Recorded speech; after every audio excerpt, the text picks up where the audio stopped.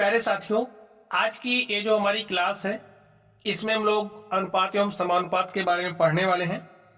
अनुपात एवं समानुपात से संबंधित जितने भी तरीके के प्रश्न आपके एग्जाम में पूछे जाते हैं, सारे तरीके के प्रश्नों को हमने यहाँ पर लिया है। तो आप लोग देख लीजिए किस किस तरीके के प्रश्न पूछे जाते हैं और क्या क्या हम लोग पढ़ने वाले हैं। ठीक है, तो सबसे पहला काम, समानुपात पर आधारित प्रश्न हम लोग हल करेंगे।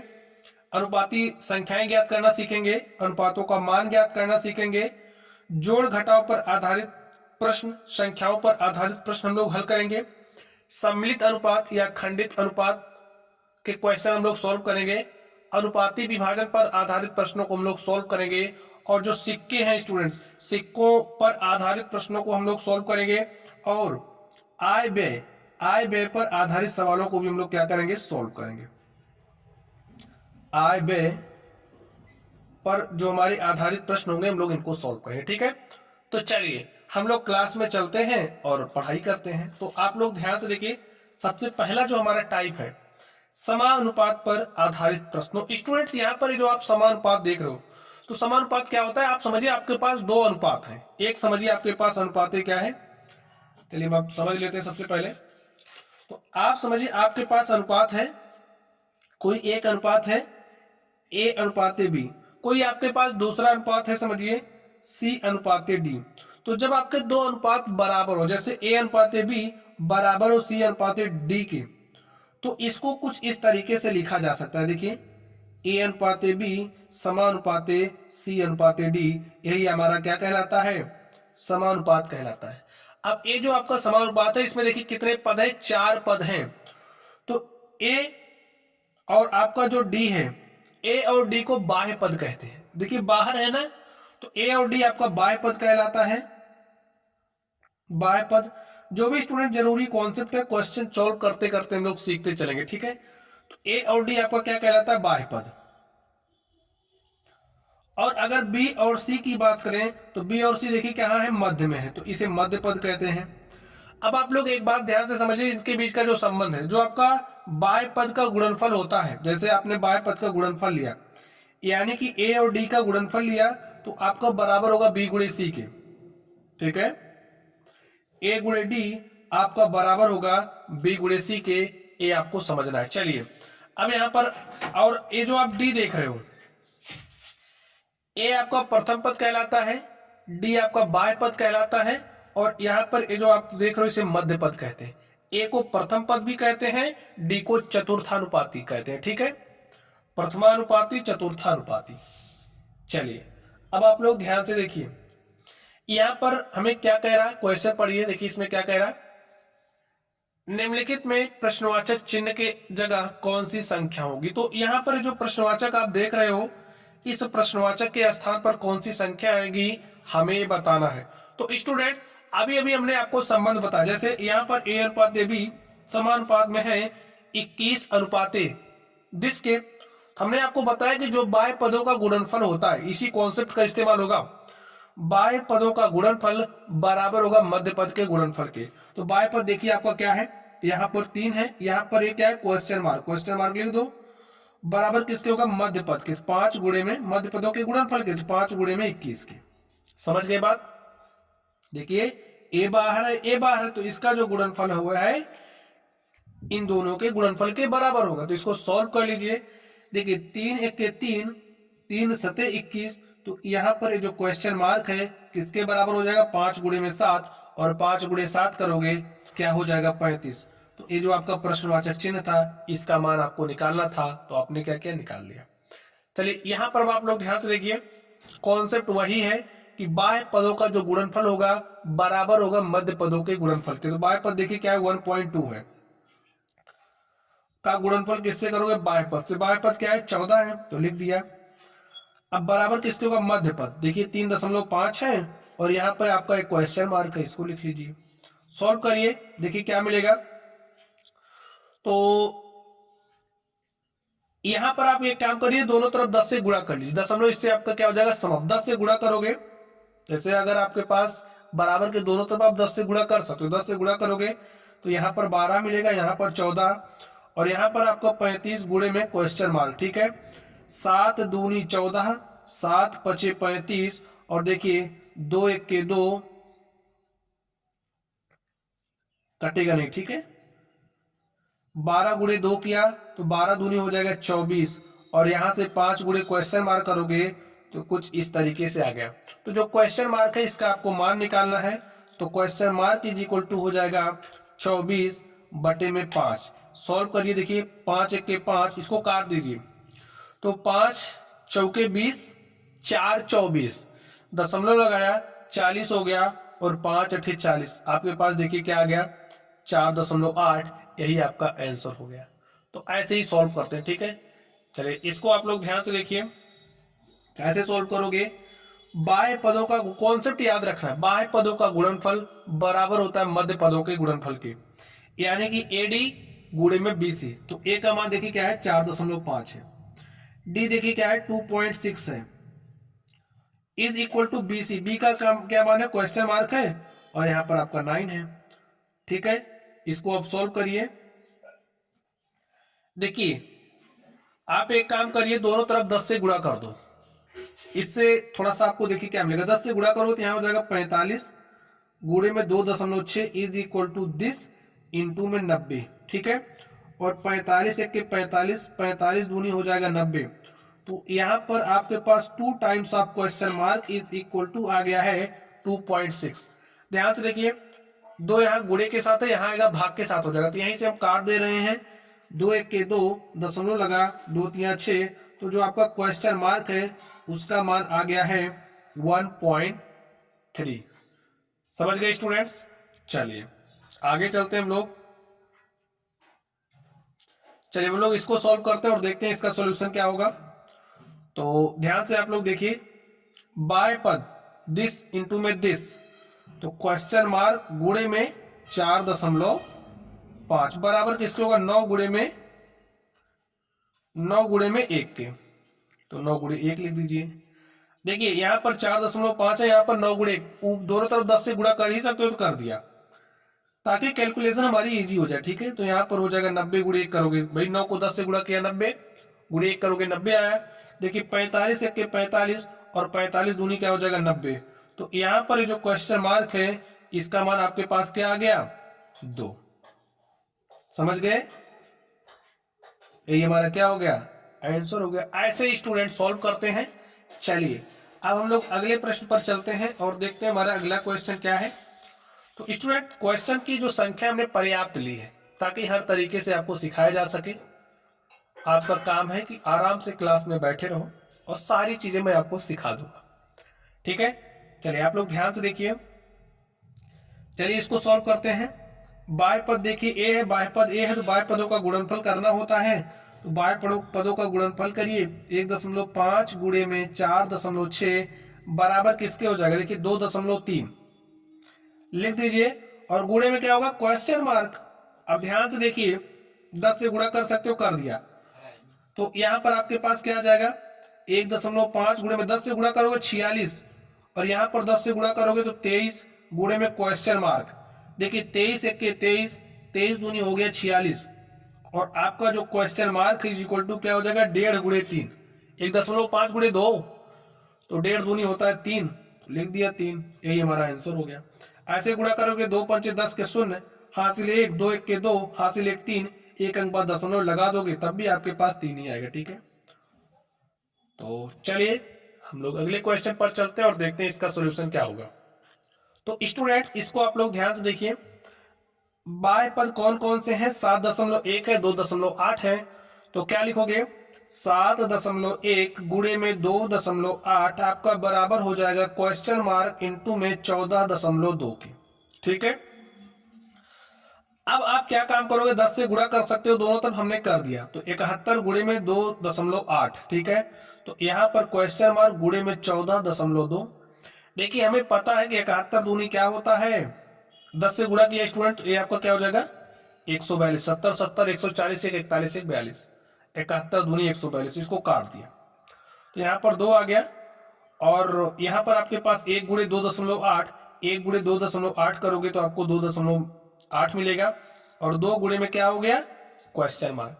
यहाँ पर दो गुणे के साथ है, इधर भेजोगे भाग के साथ हो जाएगा, तो question mark is equal to क्या हो जाएगा, 2 से इसमें भाग दीजिए। देखिए 2 1 के 2, दशमलव लगा, 2 चौके 8, तो हमारे पास क्या आ गया 1.4। ठीक है, तो यहाँ पर आप लोग ध्यान से देखिए क्या कह रहा है, 9 और 25 का मध्यानुपाती ज्ञात कीजिए। तो हमें क्या निकालना है, 9 और 25 का मध्यानुपाती निकालना। तो स्टूडेंट्स आप लोग कुछ ऐसा समझिए, आपके पास 3 संख्या है, ठीक है, एक संख्या आपकी x है, आपके पास 3 संख्या है, एक संख्या आपकी x है, दूसरी संख्या y है और तीसरी संख्या z है। तो इनके बीच में जो अनुपात है कुछ इस प्रकार है, ध्यान से देखिए, x और y का जो अनुपात है, जैसे x y का जो अनुपात है वो बराबर है किसके, y अनुपात z के, समझ गए, x और y के बीच का जो अनुपात है वो बराबर है y और z के अनुपात के। तो देखिए बराबर आ गया ना, जब दो अनुपात आपस में एक दूसरे को बराबर हो तो उसे ऐसे लिख सकते हो, देखिए ऐसे लिख सकते हो ना, x अनुपात y समानुपात y अनुपात में z, ऐसा आप लिख सकते हो। तो यहां पर ये जो आपका x है इसे प्रथमानुपाती कहते हैं, नाम ध्यान से समझ लीजिए, इसे क्या कहते हैं, प्रथमानुपाती। यहां पर ये जो आपका z है, देखिए y तो भाई मध्य में है ना, y है तो इसे आप मध्यानुपाती कहोगे, इसे आप क्या कहोगे, y आपका मध्यानुपाती कहलाएगा। और ये जो आपका z है, देखिए प्रथमा द्वितीय तृतीया, मध्य में इसलिए मध्य। अब ये देखिए इसे क्या कहोगे, इसे तृतीयानुपाती कहेंगे, तृतीयानुपाती। तो नाम आप लोग समझ गए। अब प्रपोर्शन जो ये समानुपात वाला कॉन्सेप्ट है आप इसमें अप्लाई करो, कैसे अप्लाई करोगे, अभी अभी हमने आपको सिखाया था कि ये आपका क्या है प्रथम पद, और ये आपका क्या है, सॉरी ये आपका बाह्य पद है, ये भी आपका क्या है बाह्य पद।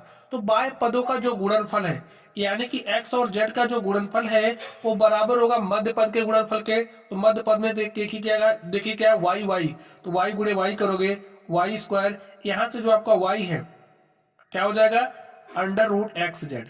तो जो आपका मध्य अनुपाती है वो इक्वल होता है अंडर रूट के अंदर x गुणे में z। बात समझ गए आप लोग। चलिए अब यहां पर मैं मध्यानुपाती निकालना, यानी कि आप क्या समझ रहे हो, यहां पर आपका जो 9 है और यहां का जो बीच वाला पद क्या है आपका, वो आपको ज्ञात नहीं है, ज्ञात करना है, तो उसको हमने क्या मान लिया y, ठीक है। 9 और y का जो अनुपात है वो बराबर किसके होगा, y और 25 के, तो y और 25 के। तो इसको हम कुछ इस तरीके से लिख सकते हैं। देखिए कॉन्सेप्ट डायरेक्टली आप अप्लाई कर दीजिए, अगर नहीं पता तो इस तरीके से लिख करके अप्लाई करिए। देखिए क्या हो जाएगा, मध्य पद का जो गुणनफल है यानी कि y का गुणनफल y स्क्वायर हो जाएगा, और गुणे में किसके बराबर होगा, 9 गुणे में 25 के। y किसके बराबर हो जाएगा, अंडर रूट 9 गुणे में 25, और देखिए वर्गमूल ले लीजिए, 9 का वर्गमूल लोगे 3 आएगा, 25 का वर्गमूल लोगे 5 आएगा, और y इज इक्वल टू क्या आ गया 3 5 15। यानी कि जो आपका y है, y का मान आपने निकाला तो क्या आ गया 15। तो 9 अनुपात 15 समानुपात में होगा 15 अनुपात 25। तो जो आपका मध्यानुपाती था उसका मान आपने निकाल लिया, ठीक है। मध्यानुपाती y का मान आ गया 15। समझ गए बात। अब देखिए 12 और 30 का तृतीयानुपाती ज्ञात कीजिए। तो अभी हमने देखिए कॉन्सेप्ट समझा दिया, तृतीयानुपाती क्या है, समझ गए। तृतीयानुपाती यानी कि आपको प्रथमानुपाती और मध्यानुपाती दिया है और तृतीयानुपाती ज्ञात करना है। तो इसको आप देखिए कैसे लिख सकते हो, 12 अनुपात 30 समानुपाती, देखिए मध्यानुपाती दिया है तो यहाँ y, तो यहाँ भी y होता है, अनुपाती z, ये जो z है यही आपका तृतीयानुपाती है और इसी का मान आपको निकालना है। तो कोई कठिन काम नहीं है। कॉन्सेप्ट लगाइए समानुपात वाला, देखिए बाह्य पदों का गुणनफल बराबर होगा मध्य पद के गुणनफल के, यानी कि 12 गुणे z आपका बराबर होगा किसके, 30 गुणे में 30 के। समझ गए। तो आपको z का मान चाहिए, तो 12 यहां पर 30 गुणे में 30, 12 यहां पर क्या है गुणे के साथ यहाँ आएगा, भाग के साथ हो जाएगा। तो 30 गुणे 30 करोगे तो कितना हो जाएगा स्टूडेंट्स, 900 बटे में 12। सॉल्व कर लीजिए आप इसको, काटिए, 12 सतह होता है 84, ठीक है, 12 सतह 84 690, तो 12 पंचे 60, ठीक है, पूरी तरीके से कट गया, हमारे पास कितना आ गया 75। तो जो आपका जेड है, जेड का मान आ चुका है 75, यानी कि जो आपका तृतीय अनुपाती है उसका मान आपने निकाल लिया है। देखिए कॉन्सेप्ट तो वही है, लॉजिक आप समझोगे तो ज्यादा फॉर्मूले रटने की जरूरत नहीं है। मेरे कहने का मतलब ये है, तो मैं आपको कॉन्सेप्ट सिखाऊंगा, फॉर्मूला रटने पर ज्यादा विश्वास नहीं है हमको, ठीक है। रटोगे फिर भूल जाओगे, रटोगे भूल जाओगे, इससे अच्छा आप कॉन्सेप्ट समझ लो। चलिए अब हम लोग चलते हैं अगले प्रश्न पर और देखते हैं हमारा अगला प्रश्न क्या है। अब आप लोग ध्यान से देखिए, आपको क्या निकालना है, 6, 5, 21 का चतुर्थानुपाती निकालना है। हमने आपको बताया अगर आपके पास ए अनुपाते बी समानुपाते सी अनुपाते डी है, तो देखिए प्रथमा, मध्या और ए आपका क्या कहलाएगा भाई, ये मध्य पद है ना, तो मध्य पदों का गुणनफल ए आपका चतुर्थानुपाती, ठीक है। तो ये जो आपका चतुर्थानुपाती है इसको निकाल लीजिए। देखिए कैसे लिखोगे, 6:5 समानुपाते क्या है, देखिए 21, और यहां पर क्या है आपका डी लिख लो, यही चतुर्थानुपाती, इसी का मान आपको निकालना है। तो चलिए निकालते हैं, कैसे निकालोगे, 6 गुणे डी, बाह्य पदों का गुणनफल, इसी कॉन्सेप्ट पर अडिग रहना है आपको जब तक रह सकते हो, ठीक है।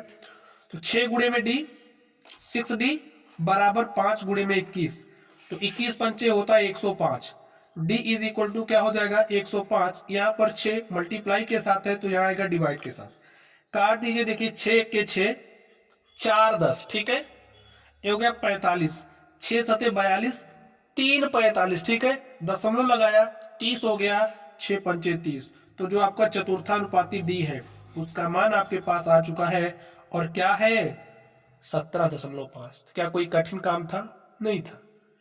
चलिए अब यहां पर आप लोग ध्यान से देखिए क्या कह रहा, 8, 5, 2.5 का प्रथमानुपाती आपको ज्ञात करना है। कौन सा अनुपाती, प्रथमानुपाती।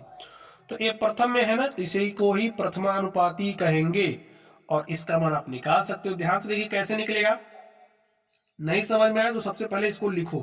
प्रथमानुपाती आपको निकालना, इस बात का ध्यान रखना है, मेरी तरफ से आपको गलती नहीं करनी है।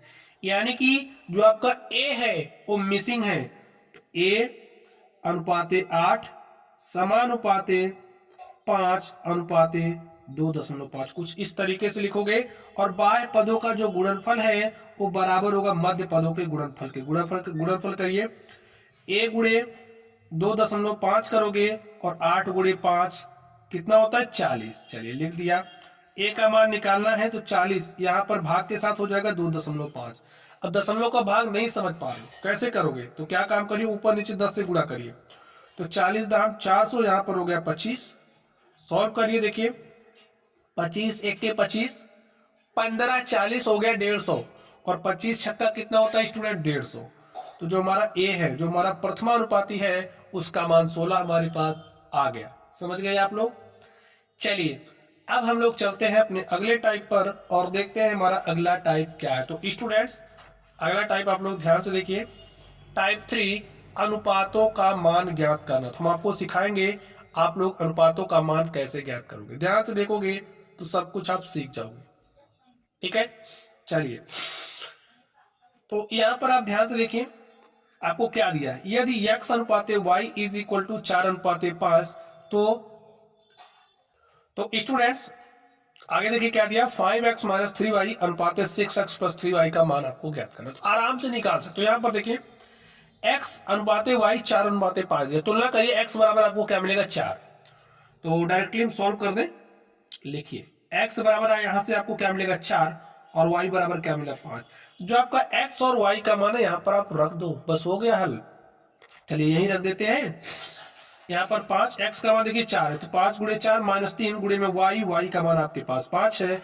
यहाँ पर अनुपात है तो अनुपात लगाइए, 6 गुणे में 4 है तो 4 लिखिए, 3 गुणे में y का मान 5 लिख दिया।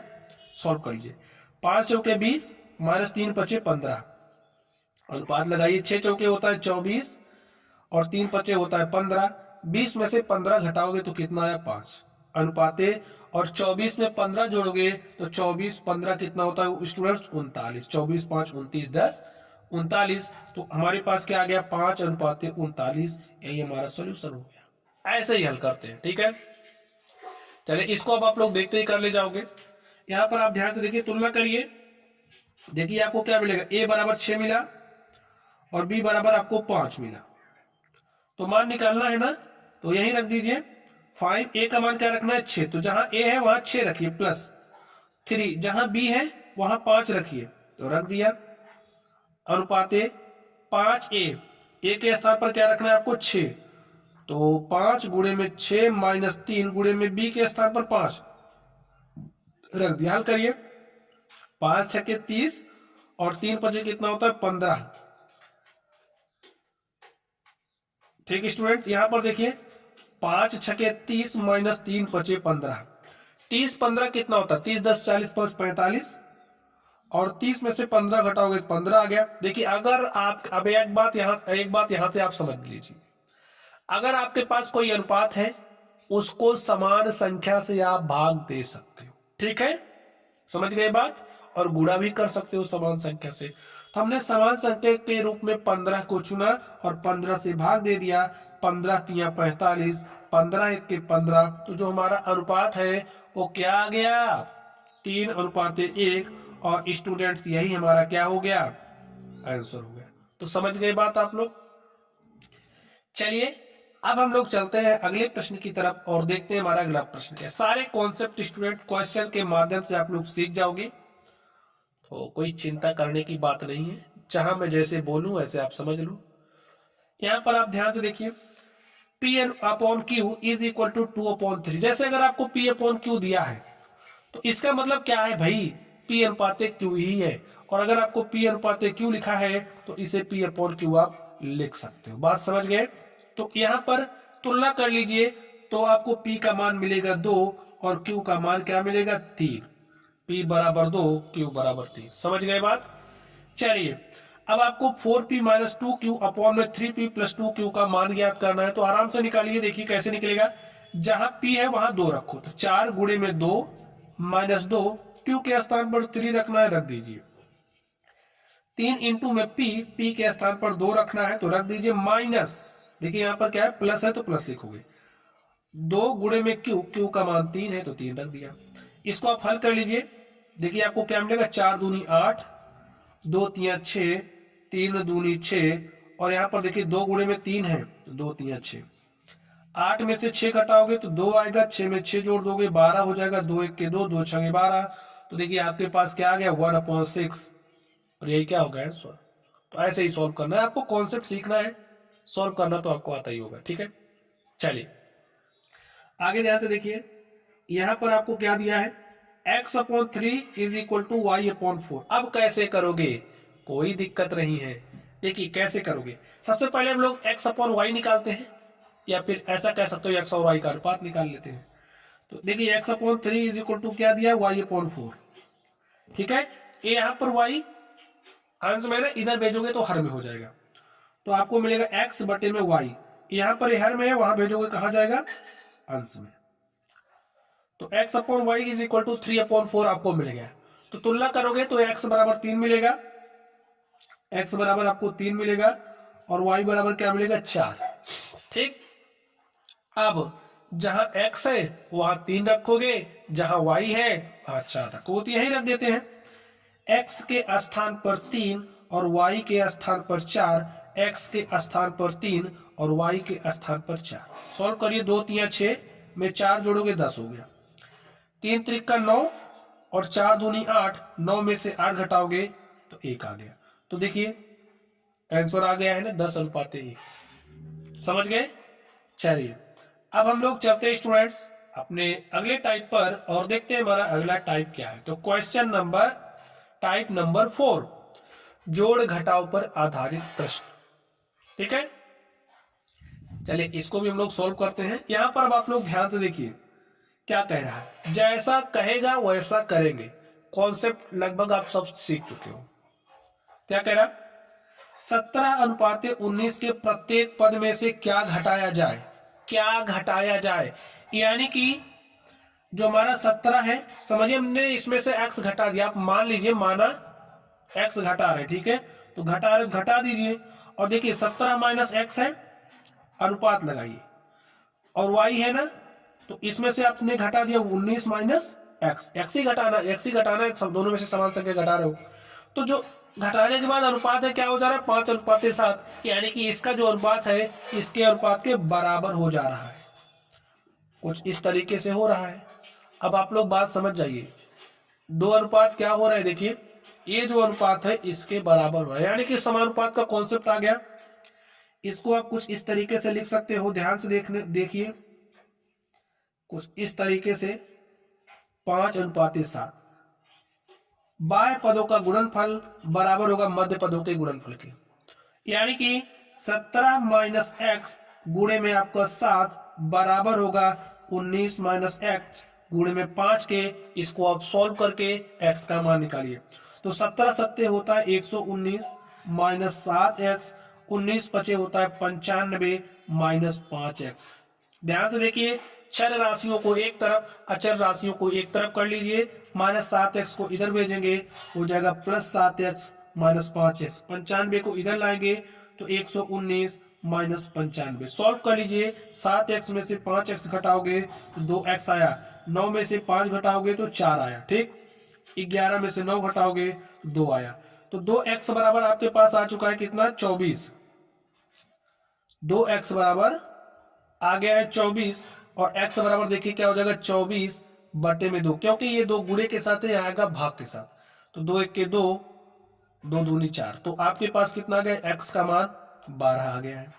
तो क्या क्या कह रहा था, देखिए 17:19 के प्रत्येक पद में से क्या घटाया जाए।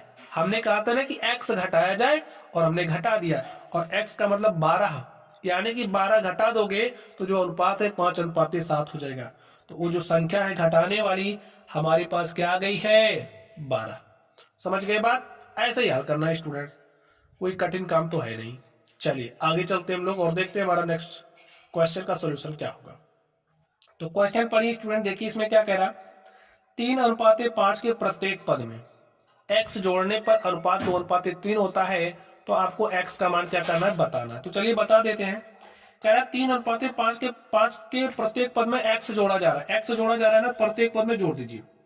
जोड़ने का मतलब भाई 3 + x, कैपिटल x है तो कैपिटल x लिख दो। चलिए 3 + x अनुपाते 5 प्लस में x। अब देखिए बराबर किसके हो रहा है, जब आप प्रत्येक पद में x जोड़ो तो बराबर किसके हो रहा है, 2:3 के। तो लिख दिया बराबर। अब आप लोग जानते हो, क्या जानते हो, जो जानते हो बताइए क्या जानते हो। जब हमारे दो अनुपात बराबर होते हैं तो समानुपात का चिन्ह हम लोग लगा देते हैं, और जब समानुपात का चिन्ह लगा देते हो तो समानुपात का कॉन्सेप्ट भी लगाइए। क्या कहेगा, क्या कह रहा समानुपात का कॉन्सेप्ट, बाह्य पदों का गुणनफल बराबर होता है मध्य पदों के गुणनफल के। तो बाह्य पद आपको देखिए क्या है, 3 + x इंटू में 3 हो जाएगा ना, तो 3 + x इंटू में 3, ठीक है, बराबर किसको होगा, 5 + x इंटू में 2। समझ गए स्टूडेंट्स। चलिए गुणा करिए, 3 का गुणा 3 से किया तो 9 हो गया, 3 का गुणा x से किया तो 3x हो गया। देखिए गुणे का चिन्ह है आपका x है, समझ रहे हो इतना, ठीक है। 2 का गुणा 5 से तो 2 × 5 = 10 + 2x। ध्यान से देखना, चर राशियों को एक तरफ, अचर राशियों को एक तरफ कर लीजिए। तो यहां से 2x इधर लेकर के आए तो 3x minus 2x is equal to 10। A plus 9 इधर आएगा तो -9। 10 में से 9 घटाओगे तो 1 आ गया, 3x में से 2x घटाया तो आपके पास x। जो आपका x है स्टूडेंट्स, उस x का मान क्या आ चुका है, 1। ये आपका क्या हो गया, आंसर है। आपको x का मान ही तो निकालना था, हमने निकाल लिया।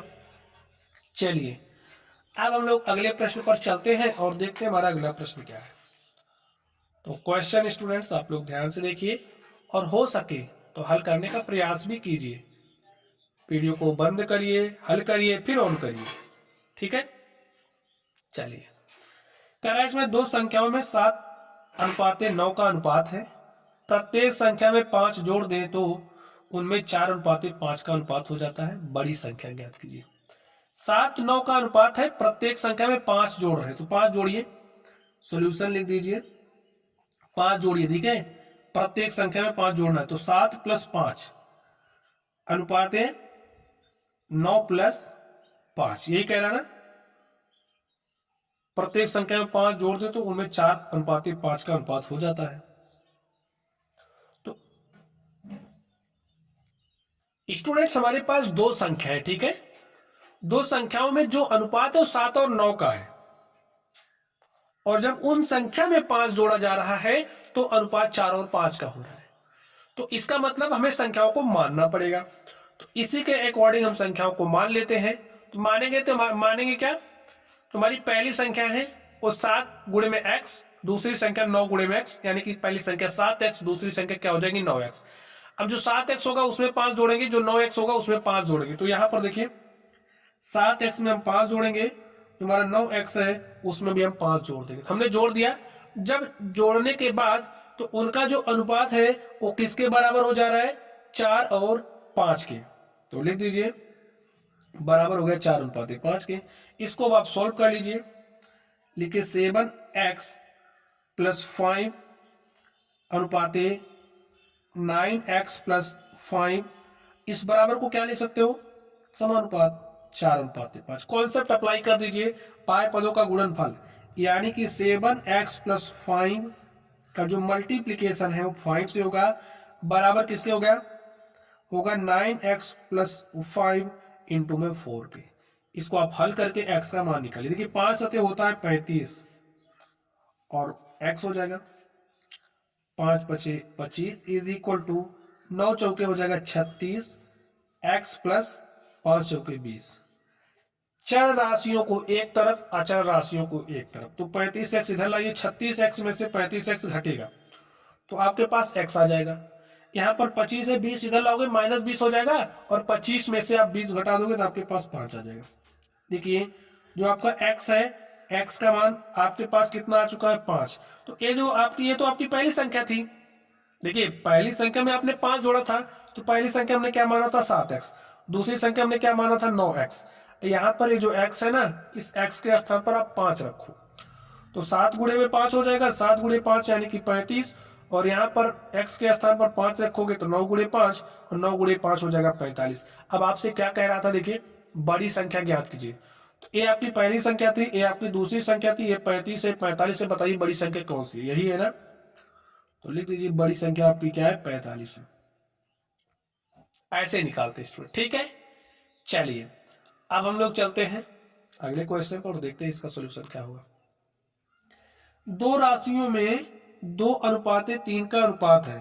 प्रत्येक राशि में से 5 घटाया जाए तो उनमें 3:5 का अनुपात हो जाएगा। छोटी राशि ज्ञात कीजिए। तो हमारे पास कोई दो राशि है, प्रत्येक में से 5 को घटाया जा रहा है, तो जो अनुपात है इसके बराबर हो जा रहा है।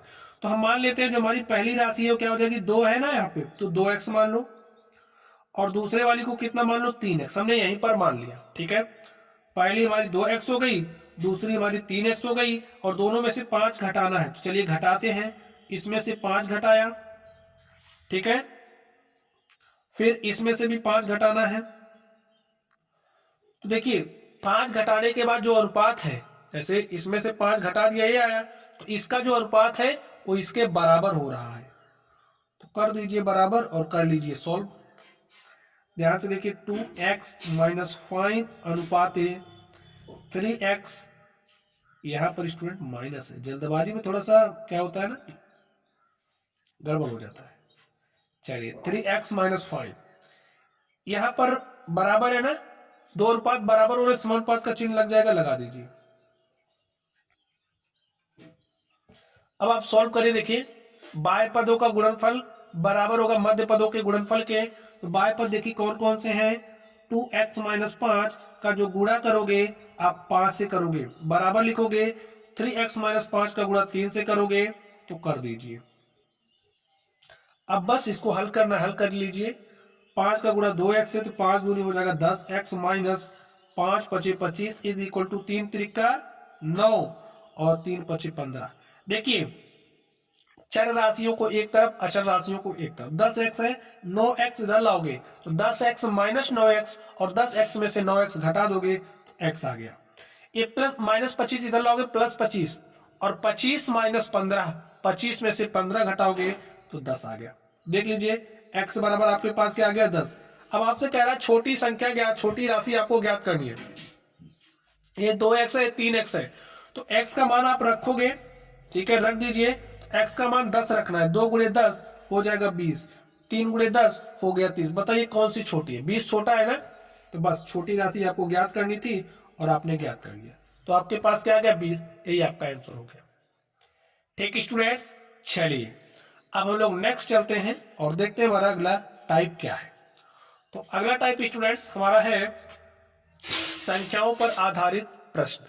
अब हम लोग संख्याओं पर आधारित प्रश्नों को सॉल्व करने वाले हैं, तो चलिए हम लोग सॉल्व करते हैं। ध्यान से देखोगे तो सब कुछ होगा, ठीक, सब सॉल्व होगा। इसमें कह रहा 3 संख्याओं में 10:15:24 का अनुपात है। हमारे पास 3 संख्याएं हैं, पहली संख्या है, दूसरी संख्या है और तीसरी संख्या है। इनके बीच का जो अनुपात है हमें दिया है 10:15:24। यदि तीनों संख्याओं का योग 98, तीनों संख्याओं का हमें योग दिया है, ठीक है। तो यहां से हम लोग अनुपाती योग निकाल ले तीनों संख्याओं का। तो तीनों संख्याओं का देखिए अनुपाती योग क्या हो जाएगा? 10, 15, 10, 25 और 25 4 कितना हो जाएगा? 29, और 29 में 20 जोड़ोगे 49, यानी कि जो हमारा अनुपाती योग है कितना आ गया? 49 आर हमने लिख लिया, ठीक है। अनुपाती योग ये हो गया, और आपको योग कितना दिया? 98, संख्याओं का योग 98। तो यहां से जो हमारा 1 रेशियो है, 1 आर है, उसका मान निकालने की कोशिश कर रहे हैं। अनुपाती योग बराबर हो गया इसके, तो यहां से हमारा जो 1 रेशियो किसके बराबर हो जाएगा? 49 यहां पर आएगा तो भाई भाग के साथ हो जाएगा, तो 49 1 49, 49 दूनी 98, 1 आर इज इक्वल टू 2, यानी कि जो हमारा 1 रेशियो है, 1 अनुपात है, 1 अनुपात का मान 2 आ गया। क्या कह रहा? तो बड़ी संख्या क्या थी? जिसका अनुपात बड़ा होगा वही संख्या बड़ी होगी। तो देखिए कौन सा बड़ा? यही बड़ा है ना। तो 24, देखिए ये 24 आर लिखा है, सबको आर से गुणा कर दो अगर नहीं समझ पा रहे हो, ठीक है।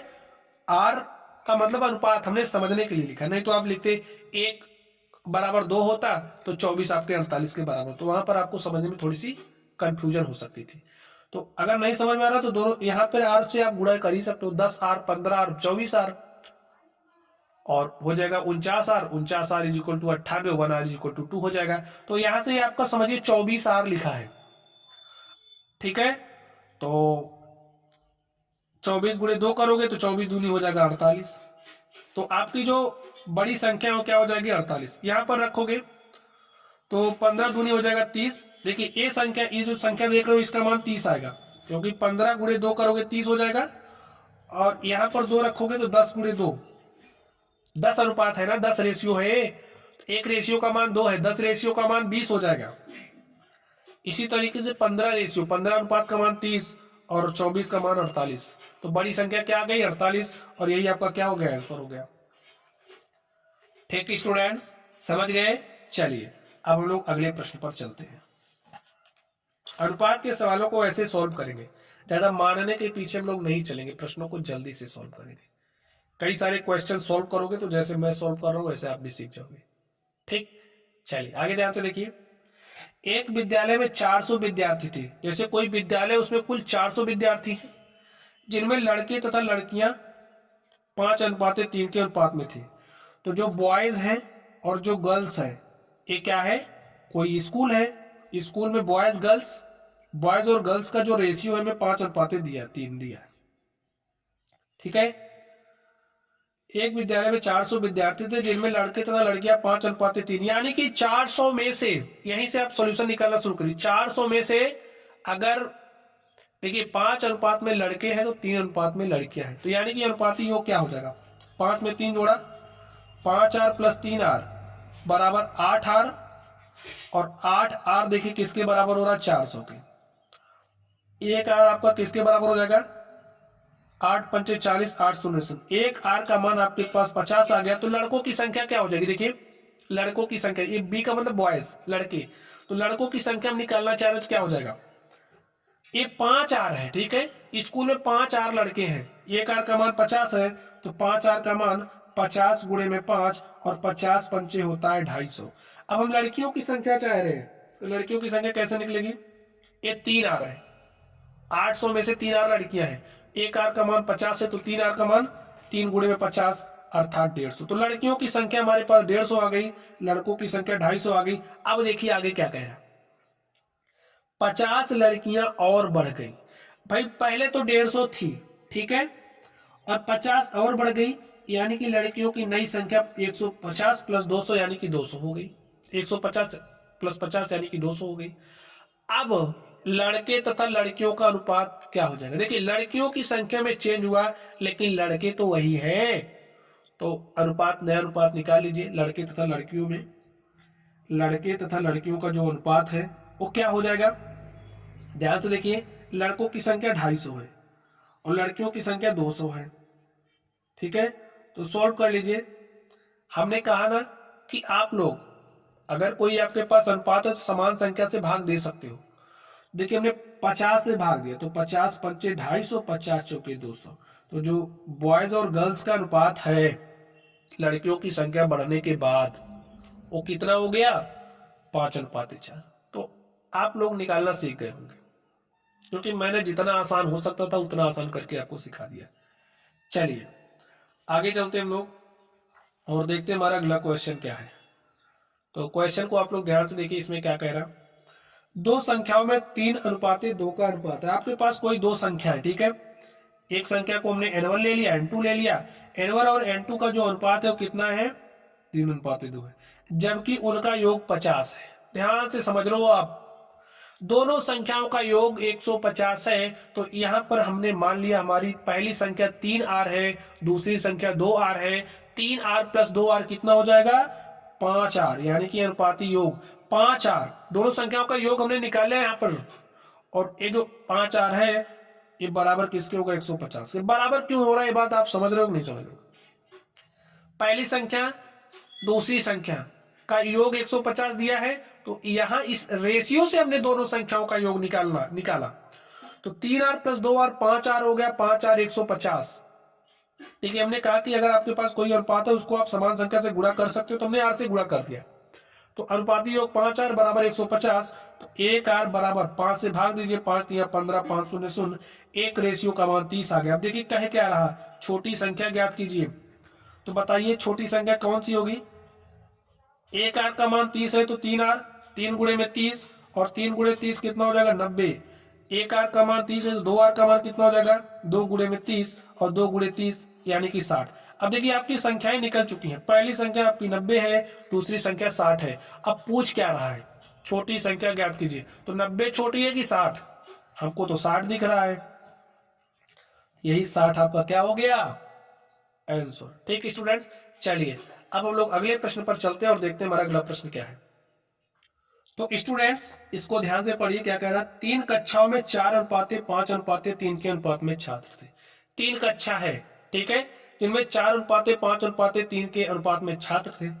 प्रत्येक कक्षा में 15 छात्र और बढ़ गए। तो देखिए छात्रों की जो संख्याओं का अनुपात हमें दिया, देखिए 3 कक्षाओं में ये जो छात्रों की संख्याओं का अनुपात दिया, इसको मान लेते हैं छात्रों की संख्या। तो हमने मान लिया 4x है पहली कक्षा में, दूसरी कक्षा में 5x छात्र हैं और तीसरी कक्षा में 3x छात्र हैं। अब क्या कह रहा है, प्रत्येक कक्षा में 15 छात्र और बढ़ गए।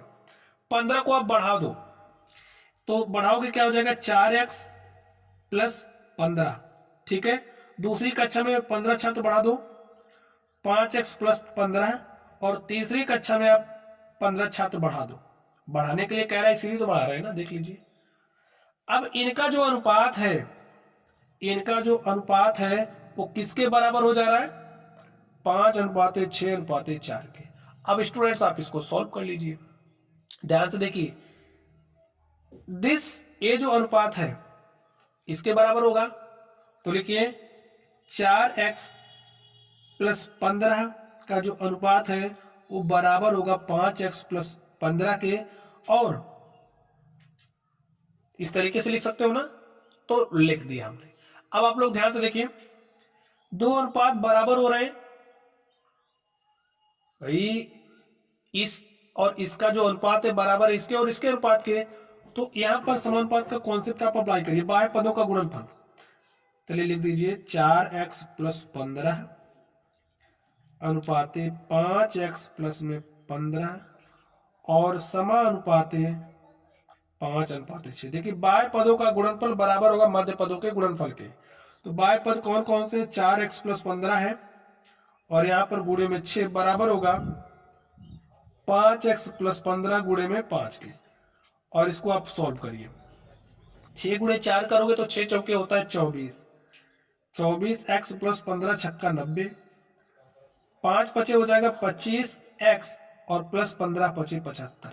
अब ध्यान से देखिए क्या देखोगे, सभी चर राशियों को एक तरफ करके, अचर राशियों को एक तरफ करके x का मान निकालिए। तो ये जो 24x इधर लाओगे तो 25x में से 24x घटाओगे तो आपके पास x आ गया।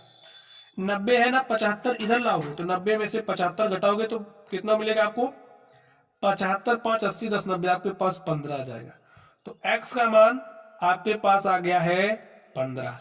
अब स्टूडेंट्स आप लोग ध्यान से देखिए, ये जो x का मान है यहां पर आप रखोगे तो प्रारंभ में जो कक्षा में छात्रों की संख्या आपको मिल जाएगी। आपसे पूछ कह रहा तीसरी कक्षा में कितने छात्र थे प्रारंभ में, तो ये आपकी तीसरी कक्षा है ना। प्रारंभ में 3x छात्र थे और एक x का मान 15 आया है, तो 3x यानी कि 3 × 15 अर्थात 45। तो जो आपकी तीसरी कक्षा थी प्रारंभ में उसमें 45 छात्र थे, तो यही निकाल दिया हमने। ओ चलिए यहां लिख दीजिए 3 गुणे में x 3 × 15 बराबर 45। तीसरी कक्षा में प्रारंभ में इतने छात्र थे। ठीक है स्टूडेंट्स, चलिए अब हम लोग अगले क्वेश्चन पर चलते हैं और देखते हैं हमारा अगला क्वेश्चन क्या है। तो अगले क्वेश्चन को आप लोग ध्यान से देखिए, इसमें क्या कह रहा है। जैसे जैसे कहेगा वैसे वैसे हम लोग करेंगे और नियम के मुताबिक उसको सोल्व कर देंगे। तो ये क्या कह रहा है, एक संख्या का 25% दूसरी संख्या के 20% के बराबर है। तो हमारे पास एक संख्या उसको हमने मान लिया पहली संख्या, ठीक है।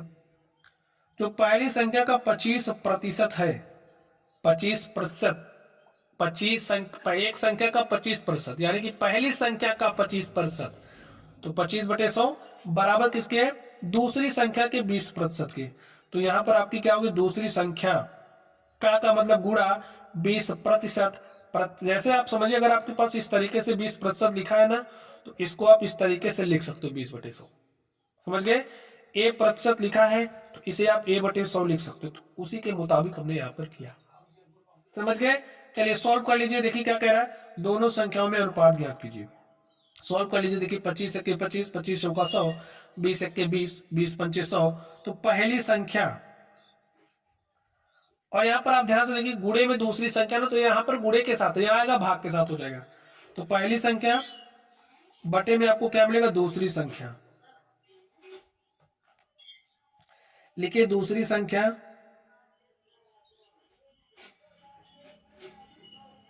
बराबर किसके होगा? ध्यान से देखिए यहाँ पर 1/5 है, ठीक।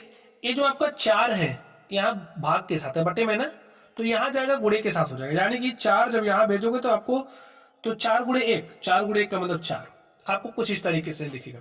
और हमने आपसे स्टार्टिंग में कहा था, तो यहाँ पर आप लोग स्टूडेंट ध्यान से देखिए हमने क्या कहा था आपसे। ऐसे अगर आपको x/y दिया है तो इसे आप x/y लिख सकते हो ना। तो यहाँ पर पहली संख्या अपॉन दूसरी संख्या, यानी कि पहली संख्या अनुपाते दूसरी संख्या बराबर क्या हो जाएगा? यहाँ पर क्या लिख सकते हो? 4:5। देखिए पहली संख्या और दूसरी संख्या का जो अनुपात है हमारे पास 4:5 आ चुका है। और स्टूडेंट यही हमसे निकालने के लिए कहा था और हमने निकाल लिया है। ठीक है, चलिए अब हम लोग चलते हैं अपने अगले टाइप पर और देखते हैं हमारा अगला टाइप क्या है। तो स्टूडेंट्स आपका अगला टाइप है सम्मिलित अनुपात या खंडित अनुपात ज्ञात करना। कैसे ज्ञात करोगे? ध्यान से देखोगे तो आ जाएगा। चलिए सॉल्व करते हैं। क्या कह रहा है, x/y = 2:3। एक अनुपात तो आपको इस तरीके से दिया है। यहाँ पर देखिए y/z = 2:1 दिया और आपसे कह रहा है x/y/z ज्ञात कीजिए। कैसे ज्ञात करोगे? आपको पता ही नहीं है, तो मैं आपको सिखा रहा हूं। आप लोग जैसे कह रहा हूं वैसे करोगे तो कोई भी क्वेश्चन आपका गलत नहीं होगा। ऐसे लिख लीजिए। देखिए क्या दिया, x और y का अनुपात दिया है कितना? 2:3। यहां से x और y का अनुपात लिखिए 2:3। अब देखिए y और z का क्या अनुपात दिया? 2:1। तो यहाँ पर 2 लिखिए, यहाँ पर अनुपात 1। ध्यान से अब आप समझिए, x और y का अनुपात 2:3 दिया है, y और z का अनुपात 2:1 दिया है, यानी कि y का जो मान है उस पर आपका फोकस जाना चाहिए। यहाँ 3 है, यहाँ 2 है, यानी कि y का मान अलग अलग क्यों हो रहा है? y का मान तो सेम होना चाहिए। जब सेम होना चाहिए तो हम सेम करेंगे। कैसे करोगे? ध्यान से देखिए। अब अगर आप इस 3 को उठाओ, यहाँ पर गुणा कर दो। हमने आपसे कहा था कि अगर आपके पास कोई अनुपात है उसमें आप समान संख्या से गुणा कर सकते हो। तो इस कॉन्सेप्ट का इस्तेमाल करके हमने यहाँ पर 3 से गुणा कर दिया। अब देखिए, इस 2 से आप यहाँ गुणा करिए, तो वही कॉन्सेप्ट इस्तेमाल करके हमने यहाँ गुणा कर दिया। अब देखिए 3 दूनी 6, 3 दूनी 6। इस तरीके से जो हमारा y का मान है दोनों स्थानों पर सेम हो गया ना। ठीक है, अब हमारा x अनुपात y अनुपात z निकल चुका है। देखिए कैसे, 2 का गुणा 2 से करोगे 4 हो गया, अनुपाते लगाइए, 3 का गुणा 2 से किया 3 दूनी 6। देखिए 3 दूनी 6 ही हो रहा ना। ठीक है, 1 का गुणा 3 से किया तो 3 आ गया। हमारे पास जो अनुपात है x अनुपात y अनुपात z क्या आ चुका है? 4:6:3। इसके लिए क्या मैंने कोई आपको फॉर्मूला रटना सिखाया? नहीं सिखाया ना। तो स्टूडेंट्स, फॉर्मूला तो है लेकिन याद करने की क्या जरूरत है जब कॉन्सेप्ट से काम बन जा रहा है। तो बस मैं आपको फॉर्मूले कम, कॉन्सेप्ट ज्यादा सिखाऊंगा। समझ गए? यही हमारा आंसर हो गया। चलिए अब आप लोग यहां पर ध्यान से देखिए, जो भी बेसिक बातें आपको पता है, जहां तक संभव होगा उन्हीं बेसिक बातों से ही हम आपको कॉन्सेप्ट सिखा देंगे। तो यहां पर आगे ध्यान से देखिए, आपको क्या दिया है? यदि a अनुपात b is equal to a अनुपात 1:4, b अनुपात c और c अनुपात d दिया है। आपसे a अनुपात b अनुपात c अनुपात d पूछा जा रहा है। कुछ इस तरीके से लिख लो, a अनुपात b अनुपात c और अनुपात d। जो जो दिया है लिखिए। a अनुपात b कितना दिया है? 1:4 दिया है। b अनुपात c देखिए कितना दिया है, b और c का 2:1 दिया है। c और d का देखिए कितना दिया है, 1:2। ऐसे लिखोगे भी। अब आप लोग थोड़ा सा दिमाग लगाइए। दिमाग क्या लगाओगे? यहां पर 4 है आपका b का मान, यहां पर b का मान 2 हो रहा है। b का मान तो सेम होना चाहिए लेकिन सेम नहीं हो रहा है, तो क्या करोगे? सेम करोगे, क्योंकि सेम होना चाहिए। तो यहां पर सेम करने के लिए आपने क्या किया? 2 से गुणा कर दिया। ठीक है, अब आप लोग जरा ध्यान से देखो, यहां तो आपका b का मान देखिए 4 है, यहां भी 4 आ गया। अब c के मान को देखो, यहां तो c का मान आपका 2 1 के 2 हो गया, लेकिन जो आपका c यहां है वो 1 हो रहा है। तो इसके लिए क्या काम करोगे? आप यहां भी 2 से गुणा कर दो। बस थोड़ा सा आपको कौन सी संख्या से गुणा करना है समझना पड़ेगा। अनुपातों को सेव करने के लिए हमें जिस संख्या से गुणा करना पड़ता है उसको समझना पड़ेगा आपको। तो 2-4 क्वेश्चन करोगे हो जाएगा। ठीक है, अब देखिए b का मान सेम हो चुका है, c का मान भी सेम हो चुका है। अब हमारा a अनुपात b अनुपात c अनुपात d समझिए आ चुका है। कैसे? ध्यान से देखिए, यहाँ पर 1 आया, 2 गुणे 2 करोगे 4, यहाँ पर भी 4, यहाँ पर तो 4 लिख दीजिए। अनुपात 1 गुणे 2 करोगे 2, 1 गुणे 2 किया 2, तो यहाँ पर हमारे पास 2 आ गया। और 2 का 2 से गुणा किया तो 2 दूनी क्या हो जाएगा? 4। तो 1:4 अनुपात 2 अनुपात 4, ए हमारा a अनुपात b अनुपात c अनुपात d का अनुपात हो गया। बस इतना ही काम था। चलिए अब हम लोग नेक्स्ट क्वेश्चन पर चलते हैं और देखते हैं हमारा अगला क्वेश्चन क्या है। तो स्टूडेंट्स, अगला क्वेश्चन भी सेम इसी तरीके से ध्यान से देखिए क्या कह रहा। P अनुपात Q, Q अनुपात R, R अनुपात S दिया है। P और S का अनुपात निकाला, यानी कि आपको P Q R S दिया है। ठीक है, तो P लिखिए, Q लिखिए, R लिखिए, S लिखिए। अब आपको Q और S का अनुपात निकालना है। कैसे निकालोगे भाई? निकालना तो पड़ेगा, P और S का अनुपात निकालना है। तो जो जो दिया उसको लिखिए।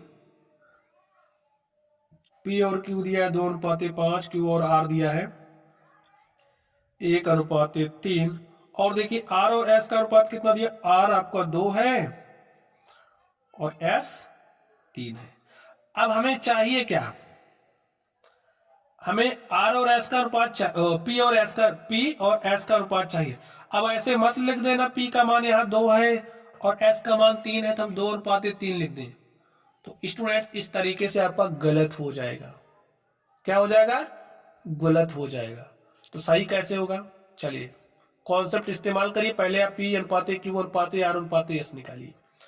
तो निकालने का तरीका मैंने आपको सिखाया। सबसे पहला ध्यान यहाँ पर देखोगे, यहाँ 5 है, यहाँ 1 है, बराबर ही नहीं है तो बराबर करो। और बराबर करने के लिए यहाँ पर 5 से गुणा किया तो यहाँ 5, यहाँ 5, तो यहाँ पर आपको 5 से गुणा करना पड़ेगा। कर दिया। यहाँ तुम्हारा 15 हो गया, लेकिन यहाँ देखिए क्या हो रहा है 2, तो कैसे बराबर करोगे, हो ही नहीं रहा बराबर। तो सबसे पहला काम 5 से गुणा कर दिया, यहाँ पर भी 5 से गुणा कर दिया। अब यहाँ 15 हो रहा है, यहाँ 10 हो रहा है, तो अगर इस 2 को उठा के यहाँ पर गुणा कर दो और इस 3 को उठा के यहाँ पर गुणा कर दो, तो 3 पचे 15 दूनी 30, 3 दूनी 6 पंचे 30, यानी कि 30 30 बराबर हुआ। लेकिन जैसे ही आपने यहाँ पर 2 से गुणा किया, अब देखिए तो यहाँ वाला हिसाब गड़बड़ा गया ना। तो जब आपने यहाँ 2 से गुणा किया तो आपको यहाँ पर 2 से गुणा करना पड़ा। अब देखिए यहाँ पर 5 दूनी 10 हो गया, लेकिन यहाँ 5 रह गया, तो यहाँ पर भी आपको 2 से गुणा करना पड़ा। और जब आपने यहाँ पर 2 से गुणा किया तो यहाँ पर भी आपको 2 से गुणा करना पड़ा। नियम भैया हमने नियम के मुताबिक ही काम किया है। अब आप लोग समझना मैंने कैसे किया, ठीक है। चलिए देखिए यहाँ का मान क्या सेम हुआ, जी हाँ। यहाँ का मान क्या सेम हुआ, जी हाँ। और सब जगह हमने नियम का पालन ही किया है। तो 2 दूनी क्या हो गया 4, 5 दूनी क्या हो गया 10, और 3 पचे 15 दूनी क्या हो गया 30। और यहाँ पर ध्यान से देखिए, यहाँ पर हमने 5 से गुणा किया, तो स्टूडेंट ये जो 3 है ना, हमने इस 3 से यहाँ पर गुणा नहीं किया, तो यहाँ पर 3 से भी गुणा हुआ। समझ गए, जैसे इस 3 से यहाँ गुणा किए तो यहाँ भी तो गुणा होगा। तो 3 त्रिक 9 25 हो जाएगा 45। अब आपको P और S का मान निकालना है। तो P का मान A रहा, S का मान A रहा, तो P अनुपात S इज इक्वल टू आपका क्या हो जाएगा, P है 4 और S है 45, तो क्या हो जाएगा 4 अनुपात 45।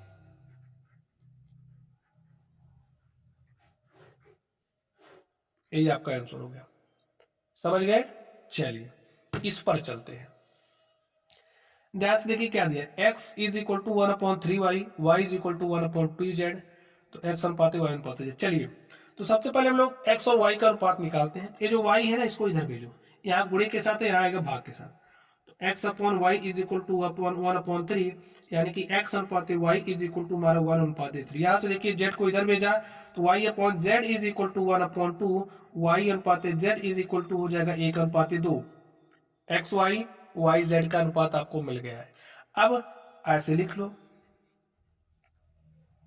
एक्स वाई का अनुपात देखिए क्या है, 1 और 3 का अनुपात। जी हाँ, वाई और जेड का कितना है, 1/2 है। अब जैसे मैंने बताया वैसे ही काम करोगे। यहाँ 3 है, यहाँ 1 है, तो काम क्या करोगे, बराबर होना चाहिए ना। तो हमको दिख रहा है कैसे बराबर करेंगे। अगर इस 3 को उठाएं भाई, 3 से दोनों तरफ गुणा कर दो बस। तो यहाँ पर 3, यहाँ पर देखिए 3 हो रहा है, यहाँ पर भी 3 हो गया, और 2 3 6। तो देख लीजिए x अनुपात y अनुपात z क्या आ गया, 1/3/6। यही हमारा आंसर हो गया। ठीक है स्टूडेंट्स। चलिए अब हम लोग अगले टाइप पर चलते हैं और देखते हैं हमारा अगला टाइप क्या है। तो स्टूडेंट्स अगला टाइप आपका है अनुपाती विभाजन पर आधारित प्रश्न। ठीक है, टाइप समझते रहिए, बाकी टाइप में बांट के थोड़ी क्वेश्चन कर रहे हैं, सबके लिए फॉर्मूला थोड़ी रट रहे हैं। जो भी कॉन्सेप्ट अप्लाई हो रहा है वही कॉन्सेप्ट हम अप्लाई कर दे रहे हैं। चलिए आगे देखिए, सोनी है, मोनी है और टोनी है को 2400 रुपयों को 2:3:5 पेन के अनुपात में बांटा गया। ठीक है, सबसे अधिक धन किसको और कितना मिला है हमें बताना है। चलिए लिख लीजिए, एक तो सोनी है, दूसरा मोनी है, और तीसरा कौन है, टोनी है।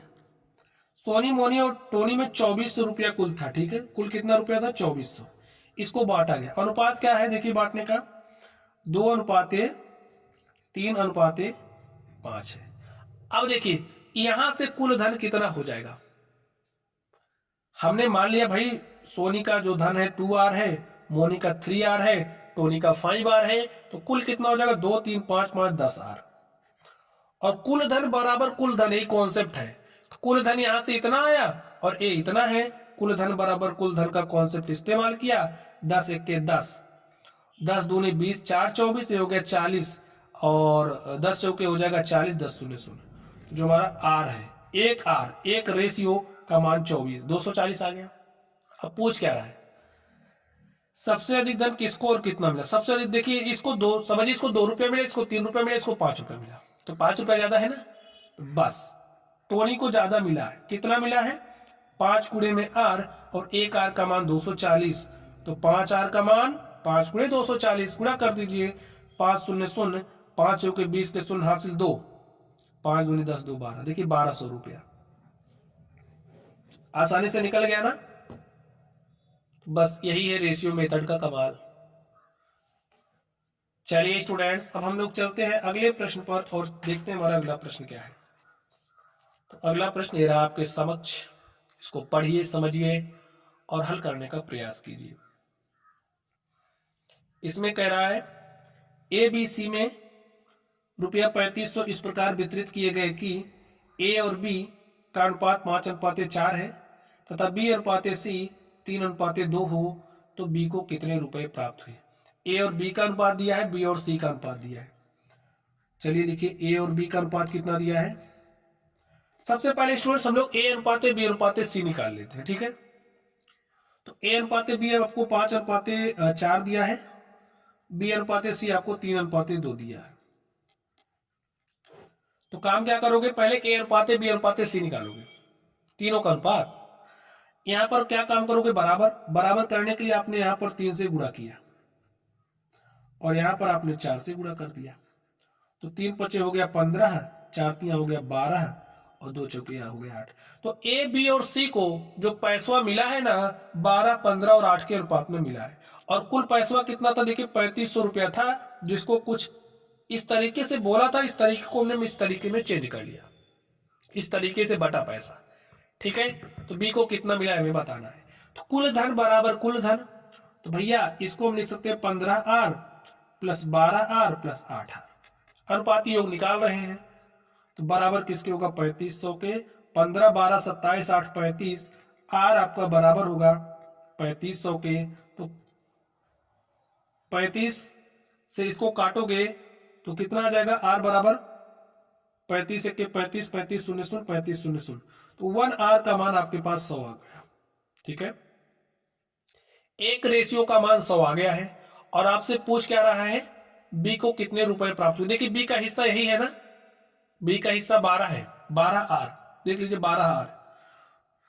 1 आर का मान 100 है, 12 आर का मान 12 गुणे में 100 और 12 गुणे 100 करोगे 1200, तो बी का हिस्सा हमने निकाल लिया स्टूडेंट। ऐसे ही सॉल्व करते हैं, ठीक है, कोई बहुत बड़ा कॉन्सेप्ट इस्तेमाल नहीं किया गया है। चलिए यहां पर चलते हैं और इसको हल कर लेते हैं। ध्यान से देखिए क्या कह रहा है इसमें, रुपया 2000 पी क्यू आर को इस प्रकार बांटिए कि पी को क्यू का दूना और क्यू को आर का आधा मिले। जैसे जैसे कह रहा है वैसे काम करिए। तो सबसे पहले पी क्यू और आर का जो धन है वो जैसे कह रहा बांटने के लिए वैसे बांटिए। क्या कह रहा,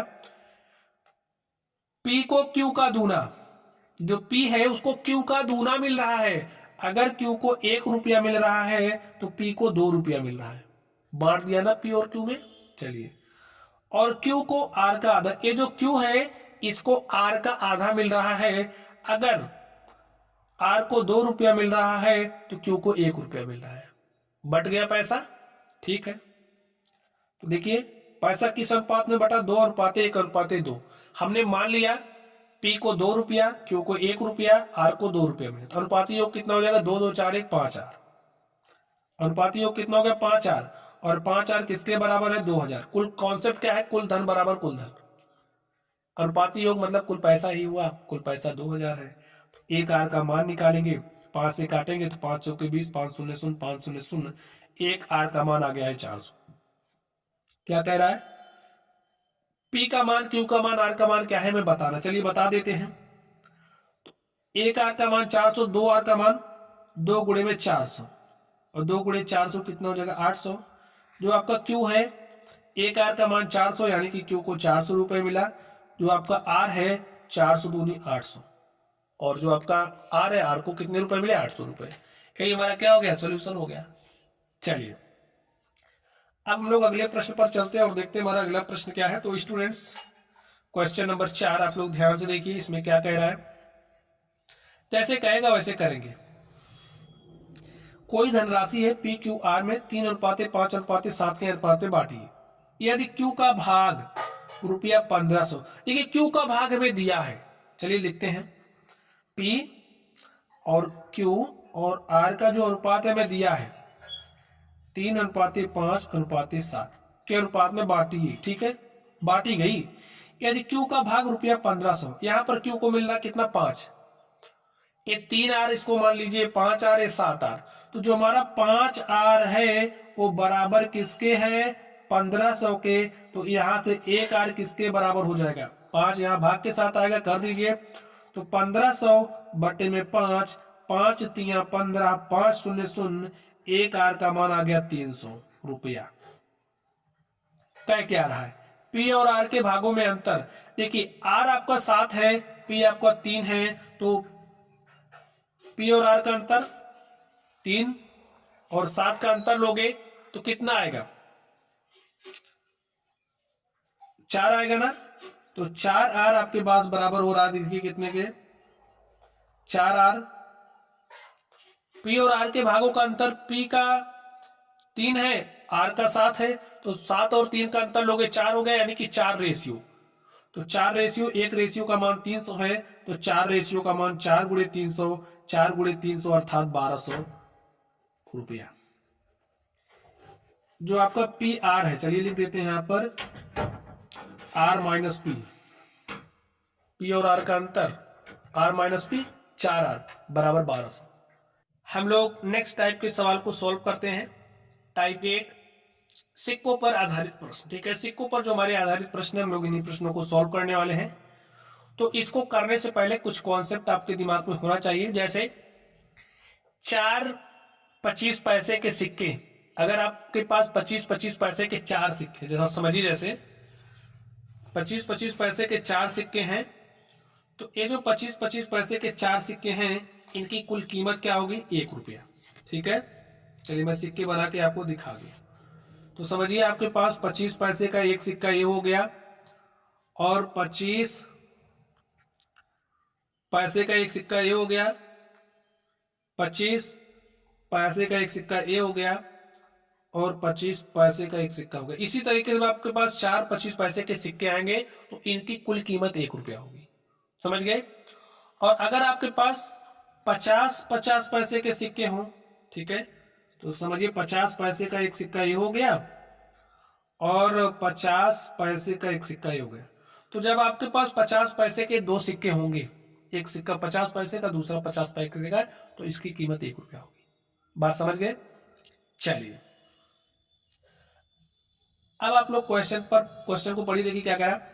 एक थैली में 1 रुपया 50 पैसे 25 पैसे के सिक्कों की संख्या 1:4:4 के अनुपात में है। तो 1 रुपए के सिक्के हैं, 50 पैसे के सिक्के हैं और 25 पैसे के सिक्के हैं, इनका अनुपात दिया है 1:4:4। 1 रुपए का एक सिक्का है, यानी कि उसकी कीमत 1 ही रुपया है। कीमत निकाल लीजिए, कीमत 50 पैसे के 4 सिक्के, यानी कि उसकी कीमत क्या हो जाएगी 2 रुपया। 25 पैसे के 4 सिक्के हैं, यानी कि उसकी कीमत क्या होगी 1 रुपया। अब ये जो स्टूडेंट्स कीमतें हैं, कीमतों का योग देखिए क्या हो गया 1 2 3 1 4। तो जो हमारा 4 है, कुल कीमत बराबर होगी कुल कीमत के, ये जो हमारा 4 है यहाँ पर कुल देखिए उनका कुल मूल्य कितना है 200, तो 4 हमारा बराबर हो गया 200। तो जो 1 इकाई है वो बराबर कितने हो जाएगा 4 पंचे 20 4 0 0। तो जो हमारा 1 इकाई है, या फिर आप 1 रेशियो लिख दो, जो हमारा 1 रेशियो उसका मान 50 आ गया। बात समझ रहे हो। तो 1 रेशियो का मान 50 आ गया। तो अगर हम कीमतों की बात करें तो इसकी कीमत 50 रुपए है, इसकी कीमत 100 रुपए है, और इसकी भी कीमत कितनी है 50 रुपए, क्योंकि 1 आर का मान 50 है। अब सोचिए आपके पास 25 पैसे के जो कुल सिक्के हैं उस थैली में, उसकी कीमत 50 रुपए है, और आपको पता है 1 रुपया बराबर 4 25 पैसे का सिक्का होता है।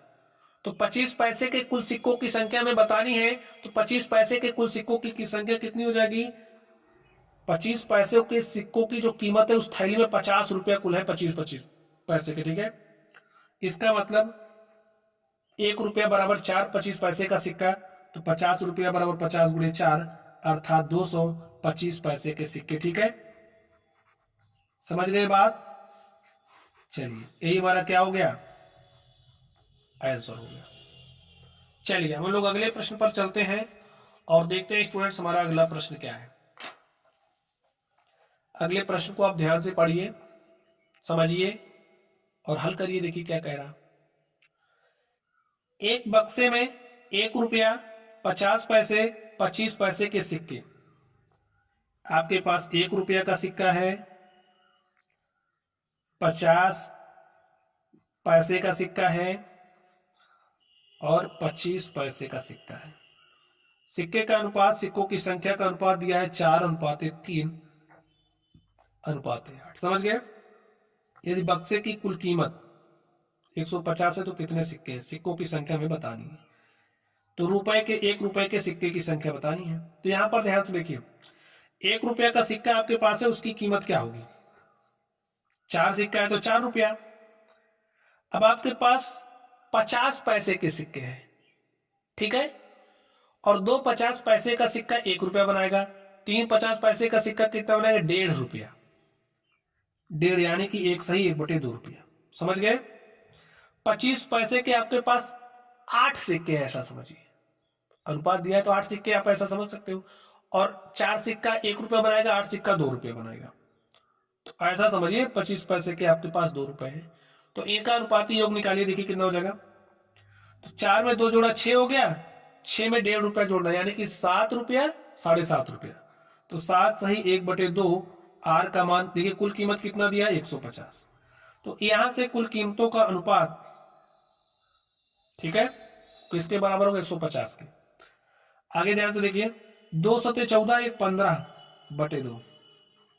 आर बराबर 150, 15 के 15, 15 दहम 150। यहां पर 2 आपका भाग के साथ है, यहां गुणे के साथ हो जाएगा, तो 2 दहम 20।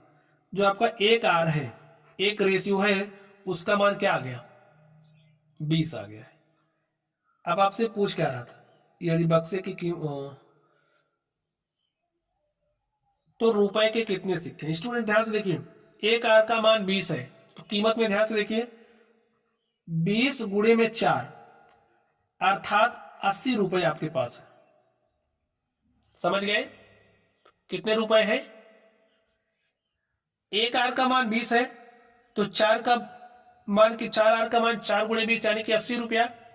तो ₹80 के, सॉरी, ₹1 के थैली जो है ना, उसमें ₹1 की कीमत कितनी, देखिए ₹1 के जो सिक्के उनकी कुल कीमत ₹80 आ गई है, और ₹1 का एक ही सिक्का होता है, तो कुल सिक्कों की संख्या क्या हो जाएगी, 80।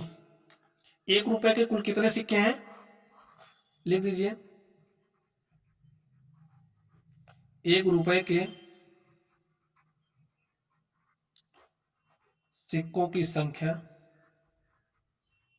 बराबर क्या आ गई, 80। चलिए स्टूडेंट्स, अब हम लोग अगले क्वेश्चन पर चलते हैं और देखते हैं हमारा अगला क्वेश्चन क्या है। तो अगला क्वेश्चन आप लोग ध्यान से देखिए, इसमें क्या कह रहा। एक संदूक में ₹1, 50 पैसे, 25 पैसे के सिक्के। ₹1 है, 50 पैसा है और 25 पैसा है, ठीक है, के सिक्के 2:3, 2:3:4 के अनुपात में है। यदि कुल सिक्कों का मूल्य, देखिए कुल सिक्कों का मूल्य दिया है, तो यहां से हम कुल सिक्कों का मूल्य निकालेंगे पहले। तो किस प्रकार के सिक्कों की संख्या सबसे अधिक है हमें बताना है और कितनी है भी बताना है। चलिए, तो सबसे पहले यहां से हम लोग कुल मूल्य निकालते हैं, ठीक है। देखिए ₹1 के 2 सिक्के हैं तो कुल मूल्य ₹2 हो जाएगा। 50 पैसे के 3 सिक्के हैं तो कुल मूल्य ₹1.5। 1.5 को आप क्या लिख सकते हो, 3/2 लिख दिया, या फिर आप एक सही 1/2 भी लिख सकते हो। 25 पैसे के 4 सिक्के ऐसा समझिए, ठीक है, 25 पैसे के 4 सिक्के कुल मूल्य कितना हो जाएगा, ₹1। अनुपाती योग कीमतों का निकालिए, देखिए 2 में 1 जोड़ा 3, 3.5 और 1 जोड़ा 4.5। 4.5 का मतलब 4 सही 1/2। एक इसके बराबर होगा सिक्कों के, यदि कुल सिक्कों का मूल्य कितना 180, तो यहां से कुल कीमतें बराबर हो जाएंगी कुल कीमतों के, ठीक है। सिक्कों की कुल कीमत बराबर हुई कुल कीमत की। अब 2 चौके 8 1 9 बटे में 2 आर बराबर 180, 9 1 के 9, 9 दूनी 18, 9 शून्य 0। यहाँ 2 भाग के साथ है, वहां आएगा गुणे के साथ, तो 1 आर बराबर 20 गुणे में 2, और 20 गुणे 2 क्या हो जाएगा स्टूडेंट्स 40, ठीक है। तो 1 आर का मान 40 आ गया, एक रेशियो का मान 40 आ गया। तो यहां से आप ध्यान से देखिए, इसकी कीमत 40 रुपए हो जाएगी और इसकी कीमत कितनी हो जाएगी, देखिए एक रेशियो का मान 40 है, तो 3/2 का मान कितना हो जाएगा, 3/2 गुणे में 40, 2 1 के 2, 2 20 में 40, 20 3 60, तो 50 पैसे के जो सिक्के हैं उनकी कुल कीमत कितना है, 60 रुपए है। और जो आपका 1 रुपया है, 1 रुपया के कुल सिक्कों की कीमत क्या हो जाएगी, 40 गुणे 2 अर्थात 80 रुपया। अब क्या कह रहा, तो किस प्रकार के सिक्कों की संख्या सबसे अधिक है। तो सिक्कों की संख्या आपको निकालने, चलिए 40 रुपया कीमत है 25 पैसे के सिक्के की, ठीक है, 40 रुपया कीमत है। और देखिए 1 रुपया 4 25 पैसे के सिक्के के बराबर होगा, 4 इस गुणे 4 यानी कि 160 सिक्के होंगे इसके, ठीक है। और इसके सिक्के की संख्या कितनी हो जाएगी, 120, क्योंकि 60 रुपया कीमत हो रही है, तो 120 सिक्के हो जाएंगे 50 पैसे के, चलिए, और 80 सिक्के आपके हो जाएंगे 80 सिक्के हो जाएंगे 1 रुपए के। तो आपसे क्या कह रहा था, सबसे अधिक किस प्रकार के सिक्कों की संख्या सबसे अधिक है। तो 25 पैसे के स्टूडेंट जो सिक्के हैं, 25 पैसे के सिक्के की संख्या क्या है सबसे अधिक, देखिए 160 है ना, और कीमत कितनी है, तो कीमत हमने आपको बता दिया 40 रुपए। कुल कीमत का आपने सिक्कों की संख्या से गुणा किया, तो कीमत हो गई 40 रुपए। चलिए नेक्स्ट चलते हैं और देखते हैं हमारा अगला सवाल क्या है। अगले सवाल को आप लोग ध्यान से देखिए, उसके बाद हम लोग आय और व्यय पर आधारित सवालों को सॉल्व करेंगे। तो यहां पर देखिए क्या कह रहा है, एक थैली में 25 पैसे के 50 सिक्के, 20 पैसे के 150, चलिए 25 पैसे वाला यहां पर हो गया, 25 पैसे के 50 सिक्के, चलिए 20 पैसे 20 पैसे के 150 सिक्के, तो तब 10 पैसे के 200 सिक्के रखे हैं। सिक्कों की संख्या में अनुपात, देखिए सिक्कों की संख्या ही तो हमने लिखी है, तो लिख दीजिए सिक्कों की संख्या का अनुपात निकालना है, निकाल लीजिए। देखिए समान संख्या से भाग दे सकते हो ना, तो दे दीजिए, 50 से भाग दे रहे, 50 के 50, 50 3 150, 50 के 200, 1:3:4। तो जो सिक्कों की संख्या का अनुपात है वो क्या होगा, 1:3:4। अब आगे देखिए क्या कह रहा है, सिक्कों की कीमतों में अनुपात। तो सबसे पहले आपको सिक्कों की कीमतें निकालनी पड़ेगी, तो कीमत निकालते हैं। देखिए 25 पैसे के आपके पास 50 सिक्के हैं, कितने सिक्के हैं, 25 पैसे के 50 सिक्के हैं। तो जब आप 4 से भाग दोगे तो रुपया में चेंज हो जाएगा, 50 को 4 से भाग दोगे तो रुपया में चेंज हो जाएगा, क्योंकि 1 रुपया बराबर 4 सिक्का 25 पैसे का, तो 4 से भाग दिया, तो 4 के 4, 1 5 हो गए 10, 4 दूनी 8, 2 10 बटे में 4, 2 1 के 2, 2 दूनी 4, यानी कि 12.5 रुपए आपका बना। 25 पैसे का जो सिक्के हैं उनकी कुल कीमत कितनी आ गई, 12.5 रुपए, 12 से 1/2, ठीक है, गणित की भाषा में। चलिए अब 20 पैसे के कुल 150 सिक्के, अब आपको पता होना चाहिए 20 पैसे के जब आप 5 सिक्के लोगे तब 100 पैसा बनेगा ना, और 100 पैसा बराबर 1 रुपया, तो यानी कि 150 को अब आप 5 से भाग दोगे, 5 के 5, 5 30 में 150, तो आपके पास 30 रुपया आ गया। 20 पैसे के 30 रुपए हैं।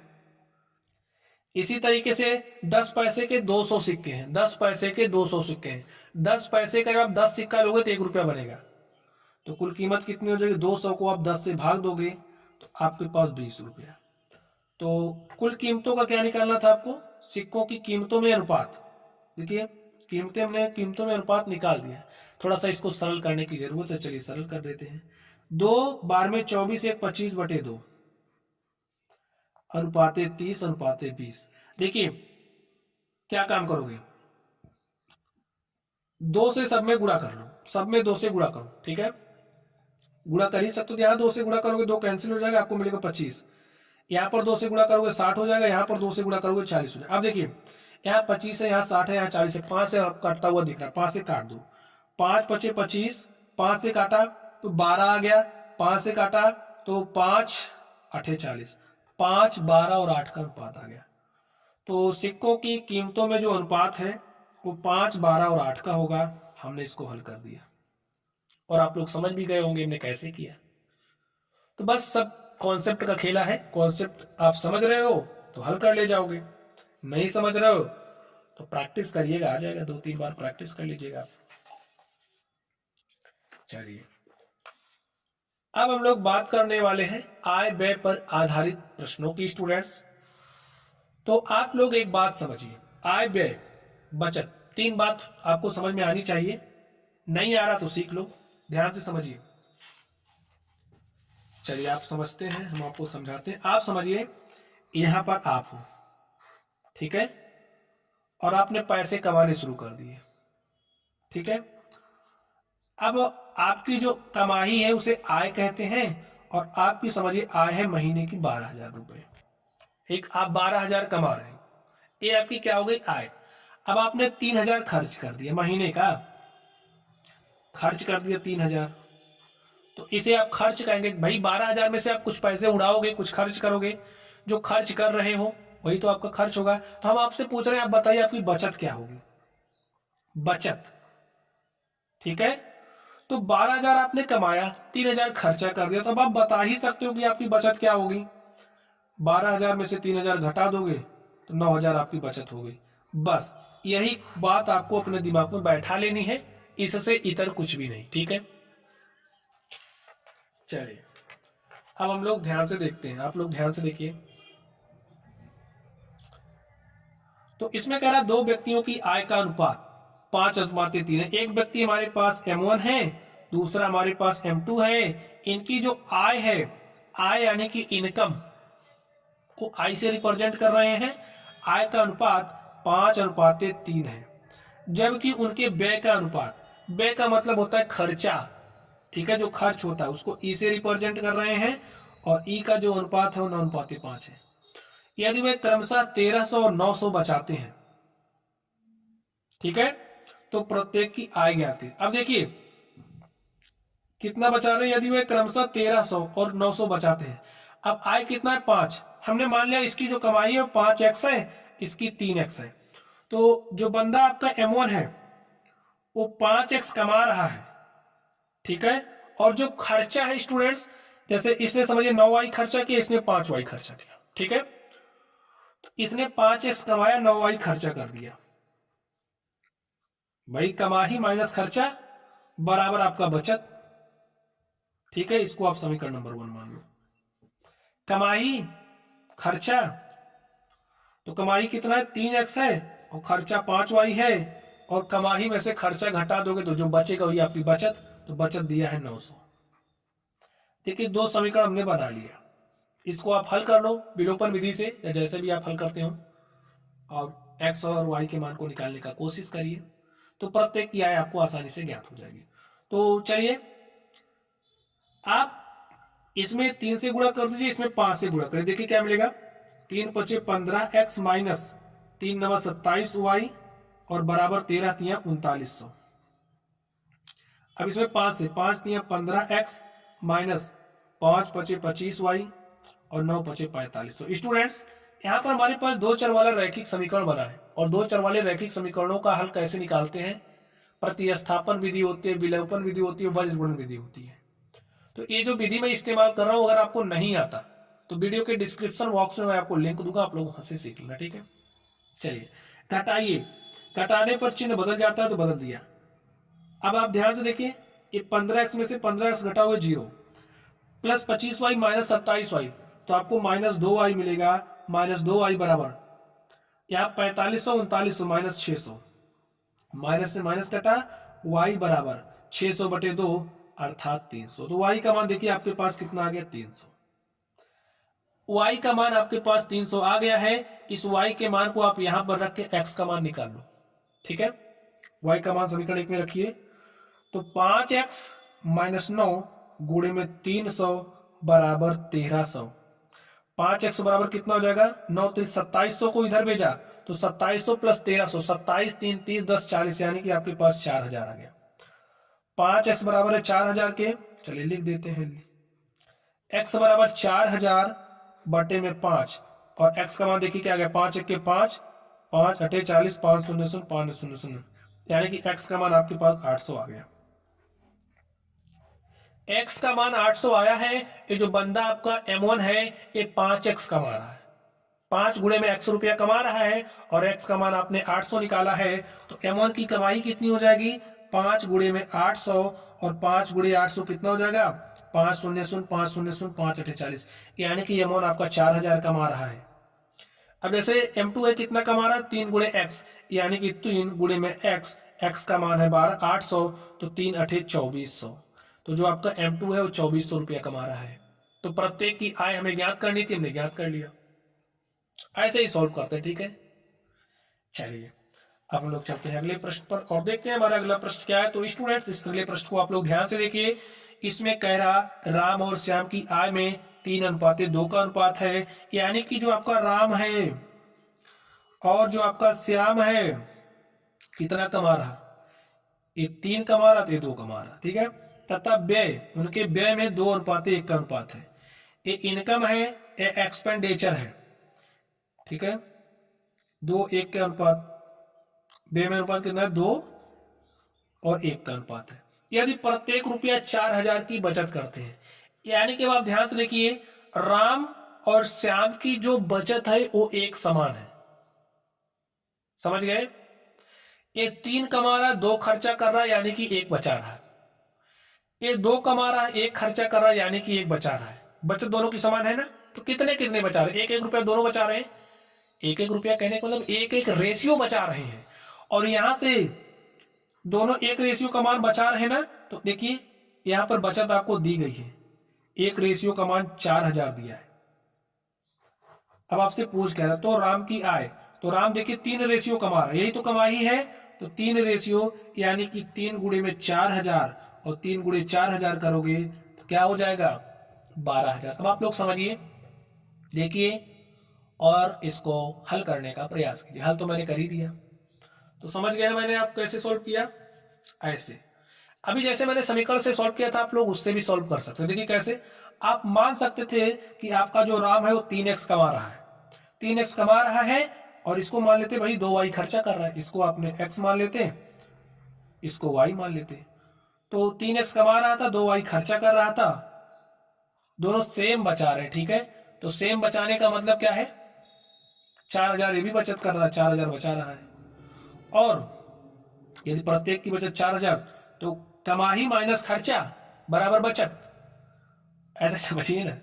यहां पर देखिए कमाई माइनस खर्चा, और खर्चा कितना करा 1y, बचत 4000 के। अब आराम से इसको सॉल्व करके हल कर लीजिए, जो भी आपको सुविधाजनक लगे उसी मेथड को अप्लाई करिए, बट आपका सवाल गलत नहीं होना चाहिए। चलिए हम लोग अगले प्रश्न पर चलते हैं और देखते हैं हमारा अगला प्रश्न क्या है। तो स्टूडेंट्स अगले प्रश्न को आप लोग ध्यान से देखिए। इसमें कह रहा है ए और बी की आय का योग।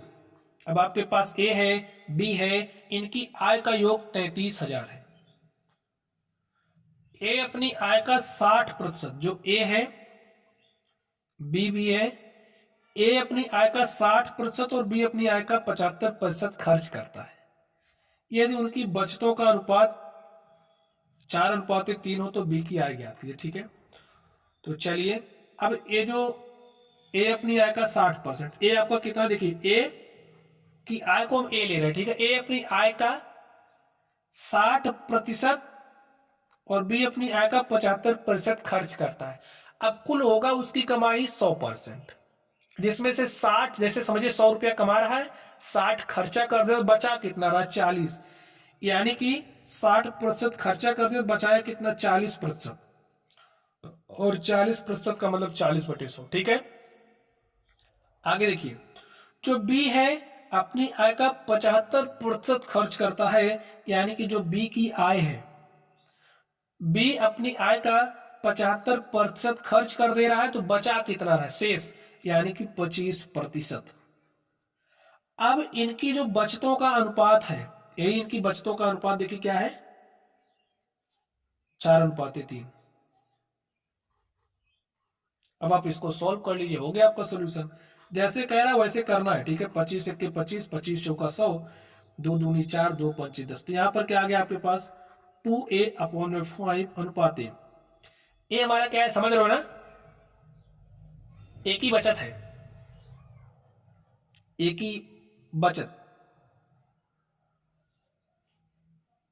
नहीं, एक ही आय।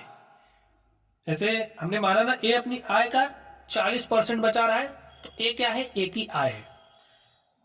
और बी की आय देखिए,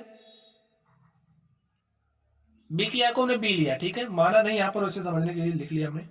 तो यहां पर आपको क्या मिलेगा, b/4 इज इक्वल टू 4/3।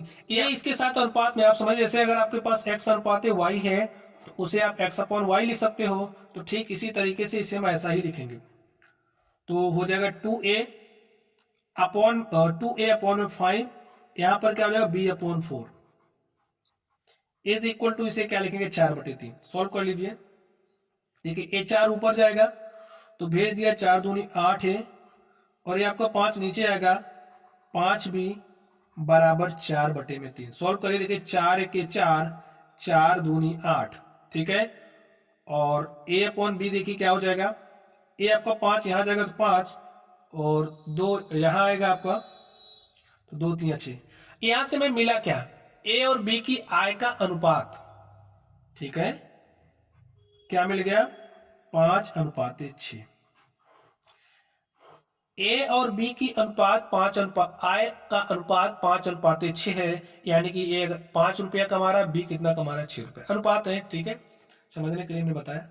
अनुपाती योग देख क्या हो जाएगा, ए प्लस बी का अनुपाती योग 5 6 11 आर लिख सकते हो, तो 11 आर। अब आप ध्यान से देखिए आपको दिया क्या था, हमने इसको क्यों निकाला, जो दिया है उसको ध्यान से देख लो। ए और बी की आय का योग 33,000 दिया है, यानी कि ए प्लस बी आपका दोनों मिल करके 33,000 कमा रहे हैं। और यहां पर देखिए ए प्लस बी आपके पास क्या आया है 11 आर, तो जो आपका ए प्लस बी बराबर ए प्लस बी के, यानी कि जो 11 आर है वो बराबर हो जाएगा 33,000 के। सॉल्व करिए, 11 के 11, 11 3 33, 1 आर इज इक्वल टू 3,000, 3,000। अब देखिए कह क्या रहा था, यदि उनकी बचतों का अनुपात 4:3 हो तो बी की आय ज्ञात कीजिए। पी की आय, ए की आय और बी की आय का अनुपात 5:6 है, तो ये आपकी बी की आय है। 1 आर का मान 3,000 है, तो 6 आर का मान 6 गुणे में 3,000 अर्थात 18,000। तो जो आपका ए है वो कितना कमा रहा, 18,000 रुपए। ठीक स्टूडेंट्स, तो प्यारे साथियों, इस तरीके से ये जो हमारा सवाल था हमने इसको सॉल्व कर लिया।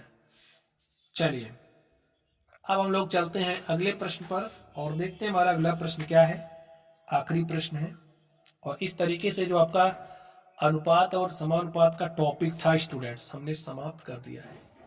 ठीक है, चलिए देखिए क्या कह रहा है, रीता और गीता प्रतिमा क्रमशः 6,000 और 8,000 पाती हैं, दोनों 70% और 80% खर्च करती हैं। दोनों की बचतों में अनुपात, बचतों में अनुपात निकालना। ठीक है, देखिए रीता है 6,000 कमा रही है, तो यहां पर रीता है और यहां पर आपकी क्या है गीता है। रीता गीता 6,000 कमा रही है, ठीक है, कमाने दो। 6,000 का 70% खर्च कर दे रही है, यानी कि 30% बचा रही है। 30% बचा रही है ना, 70 खर्चा करी 30 बचा रही है, तो 6000 का 30%। अब देखिए जो गीता है वो 8000 कमा रही है और 8000 में से 80% खर्च कर दे, यानी कि 20% बचा रही, तो 8000 का 20% निकाल लो। दोनों की बचतों का अनुपात ही निकाला, तो ये रीता की बचत हो गई है, गीता की बचत हो गई।